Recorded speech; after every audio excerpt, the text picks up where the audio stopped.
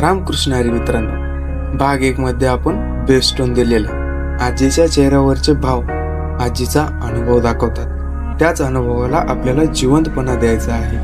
परंतु reference photo पाहून तुम्हाला ही पेंटिंग अवघड वाटेल। फोटोसाठी दुसरा पर्याय पण नव्हता, कारण क्लायंटकडे एवढा एकच फोटो होता। माझ्यासाठी हेच चॅलेंज होतं की सरांना पोर्ट्रेट डिटेलिंग मध्ये पाहिजे होतं आणि फोटो खूप जुना होता। त्यासाठी संयम आणि संमती या 2 नियमांनी आपल्याला काम करावं लागणार होतं। क्लायंटच्या भावना जपणं, इच्छा पूर्ण करणं हाच उद्देश ठेवून फायनल टच प्रेमाने आणि शांततेने पूर्ण केला। हा पोर्ट्रेट फक्त रंगाने नाही तर आजीच्या आयुष्याच्या कहाणीने पूर्ण होतो। ते बघताना क्लायंटच्या चेहऱ्यावरील आनंद म्हणजे आपलं यश।